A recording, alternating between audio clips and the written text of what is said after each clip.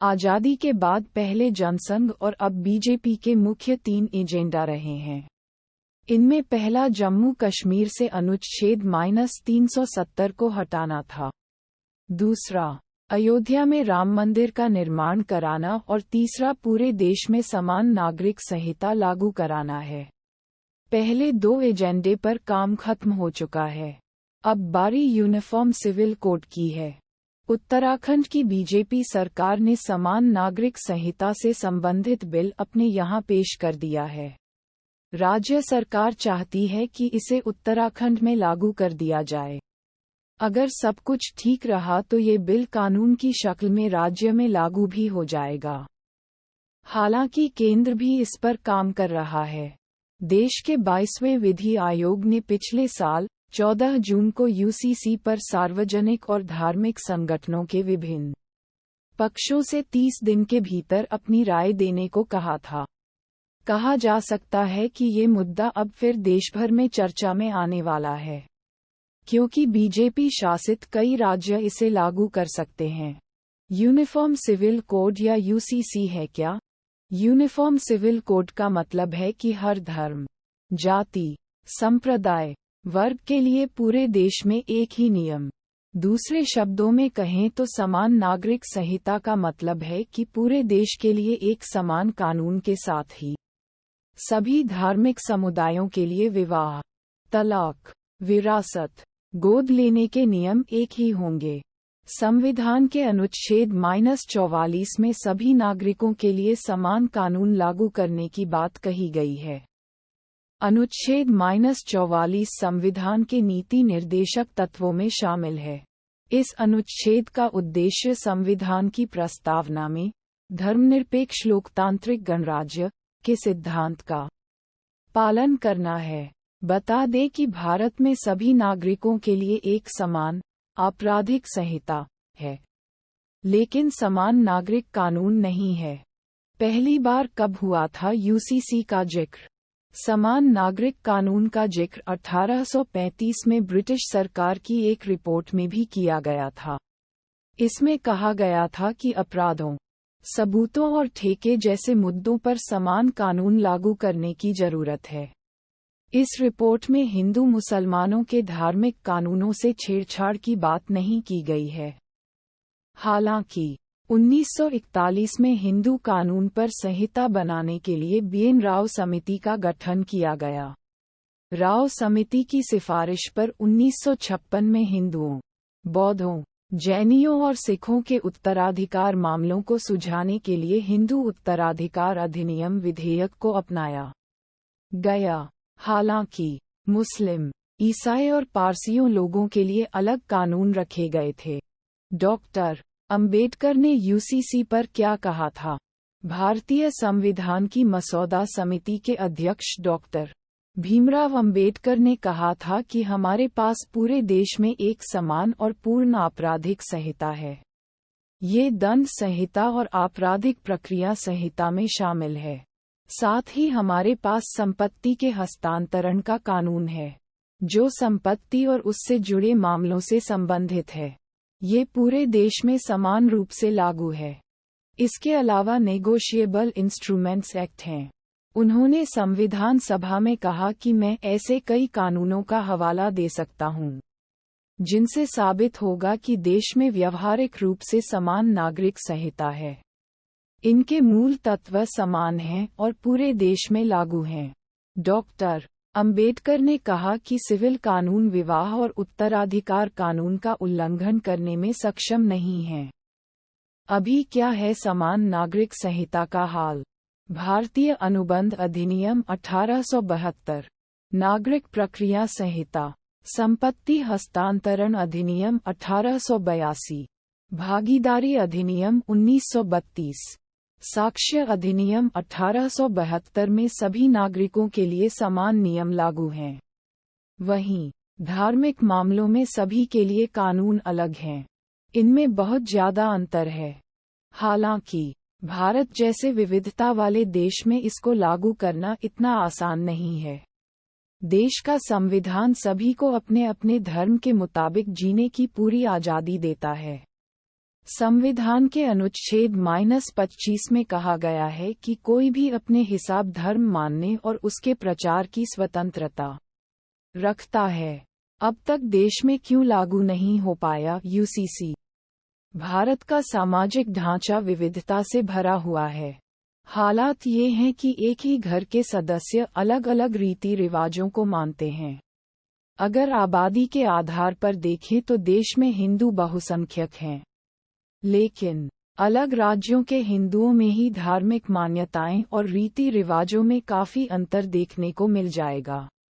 इसी तरह मुसलमानों में शिया, सुन्नी, वहाबी, अहमदिया समाज में रीति रिवाज और नियम अलग हैं। ईसाइयों के भी अलग धार्मिक कानून हैं। वहीं किसी समुदाय में पुरुष कई शादी कर सकते हैं। कहीं विवाहित महिला को पिता की संपत्ति में हिस्सा नहीं मिल सकता तो कहीं बेटियों को भी संपत्ति में बराबर का अधिकार दिया गया है। समान नागरिक संहिता लागू होते ही ये सभी नियम खत्म हो जाएंगे। हालांकि संविधान में नागालैंड, मेघालय और मिजोरम के स्थानीय रीति रिवाजों को मान्यता व सुरक्षा देने की बात कही गई है। राजनीतिक दलों का यूसीसी पर क्या रहा है रुख? केंद्र में सत्तारूढ़ दल बीजेपी ने लोकसभा चुनाव 2014 और 2019 के घोषणापत्र में समान नागरिक कानून बनाने का वादा किया था। वहीं शिवसेना नेता संजय राउत ने अगस्त 2019 में यूसीसी पर कहा था कि मोदी सरकार राजग में शिवसेना के उठाए मुद्दों को आगे बढ़ा रही है। ये देश हित का फैसला है। वहीं इसका विरोध कर रहे एमआईएम नेता असदुद्दीन ओवैसी ने अक्टूबर 2016 में कहा था कि यूसीसी सिर्फ मुसलमानों से जुड़ा मुद्दा नहीं है। पूर्वोत्तर के कुछ इलाकों के लोग भी इसका विरोध करेंगे। मुस्लिम पर्सनल लॉ बोर्ड का मानना है कि ये मुसलमानों पर हिंदू धर्म थोपने जैसा है। अगर इसे लागू कर दिया जाए तो मुसलमानों को 3 शादियों का अधिकार नहीं रहेगा। शरीयत के हिसाब से जायदाद का बंटवारा नहीं होगा। शीर्ष अदालत का समान नागरिक संहिता पर रोक। ट्रिपल तलाक से जुड़े 1985 के चर्चित शाहबानो मामले में सुप्रीम कोर्ट ने कहा था कि अनुच्छेद 44 एक मृत पात्र जैसा हो गया है। साथ ही कोर्ट ने देश में समान नागरिक संहिता लागू करने की जरूरत पर जोर दिया था। सर्वोच्च न्यायालय ने कहा था कि समान नागरिक संहिता विरोधी विचारधाराओं वाले कानून के प्रति असमान वफादारी को हटाकर राष्ट्रीय एकीकरण में मदद करेगी। बहुविवाह से जुड़े सरला मुदगल बनाम भारत संघ मामले में शीर्ष अदालत ने कहा था कि पं. जवाहरलाल नेहरू ने 1954 में संसद में समान नागरिक संहिता के बजाय हिंदू कोड बिल पेश किया था। इस दौरान उन्होंने बचाव करते हुए कहा था कि यूसीसी को आगे बढ़ाने की कोशिश करने का ये सही समय नहीं है। गोवा के लोगों से जुड़े 2019 के उत्तराधिकार मामले में सुप्रीम कोर्ट ने कहा था, राज्य के नीति निदेशक सिद्धांतों की चर्चा करने वाले भाग 4 के अनुच्छेद -44 में संविधान के संस्थापकों ने अपेक्षा की थी कि राज्य भारत के सभी क्षेत्रों में नागरिकों के लिए समान नागरिक संहिता लागू करने की कोशिश करेगा, लेकिन आज तक इस पर कोई कदम नहीं उठाया गया। किस राज्य में लागू है यूनिफॉर्म सिविल कोड? समान नागरिक संहिता के मामले में गोवा अपवाद है। गोवा में यूसीसी पहले से ही लागू है। बता दें कि संविधान में गोवा को विशेष राज्य का दर्जा दिया गया है। वहीं गोवा को पुर्तगाली सिविल कोड लागू करने का अधिकार भी मिला हुआ है। राज्य में सभी धर्म और जातियों के लिए फैमिली लॉ लागू है। इसके मुताबिक सभी धर्म, जाति, संप्रदाय और वर्ग से जुड़े लोगों के लिए शादी, तलाक, उत्तराधिकार के कानून समान हैं। गोवा में कोई भी ट्रिपल तलाक नहीं दे सकता है। रजिस्ट्रेशन कराए बिना शादी कानूनी तौर पर मान्य नहीं होगी। संपत्ति पर पति पत्नी का समान अधिकार है।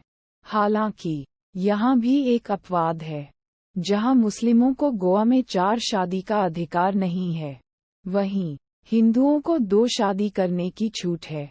हालांकि इसकी कुछ शर्तें भी हैं। दुनिया के किन देशों में लागू है यूसीसी?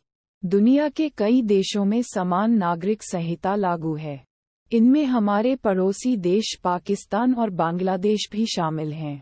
इन दोनों देशों में सभी धर्म और संप्रदाय के लोगों पर शरिया पर आधारित एक समान कानून लागू होता है।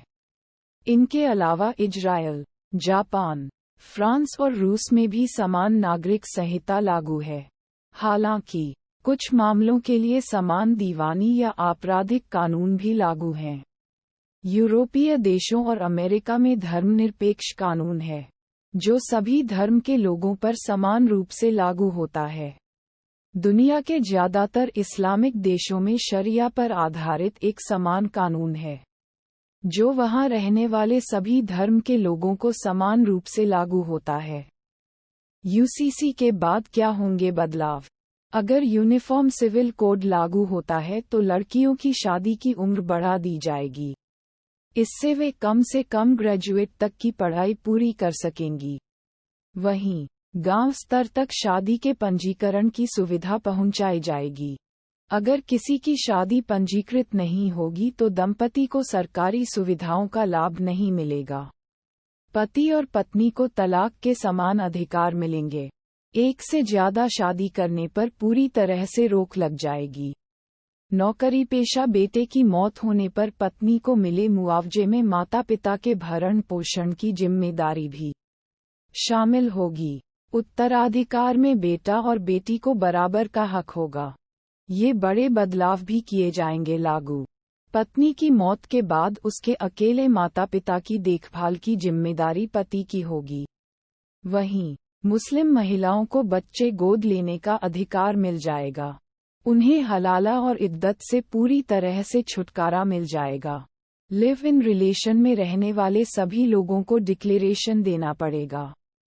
पति और पत्नी में अनबन होने पर उनके बच्चे की कस्टडी दादा दादी या नाना नानी में से किसी को दी जाएगी। बच्चे के अनाथ होने पर अभिभावक बनने की प्रक्रिया आसान